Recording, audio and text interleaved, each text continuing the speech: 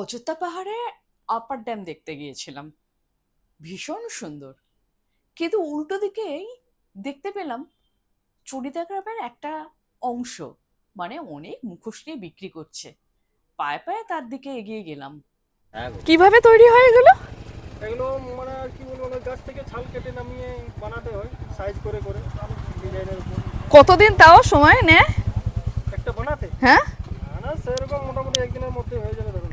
কিন্তু খুব ভালো, এগুলো খুব আনকমন, হ্যাঁ এগুলো দেখা যায় না। এটা জোড়া 1000 টাকা। হ্যাঁ এইটা এই পেছনে দুটো হচ্ছে এই কিরাত কিরাতেই রাজা রানীর আদলে তৈরি হ্যাঁ আদিবাসী শিব দুর্গা। আদিবাসী শিব দুর্গা। আর এই সামনের গুলো কি আদি? হ্যাঁ এগুলো সবে। বাহ, এই জায়গাটাই আপার ড্যামের কাছেই, এটা সবসময় হ্যাঁ হ্যাঁ প্রতিদিনই আপনারা বসেন।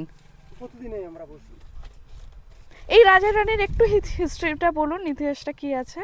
ইতিহাসটা দেখুন, এটা ওই মানে মহাভারতে আছে না, শিব দুর্গা মানে আদিবাসী রূপ নিয়ে অর্জুনের সাথে যুদ্ধ করেছিল।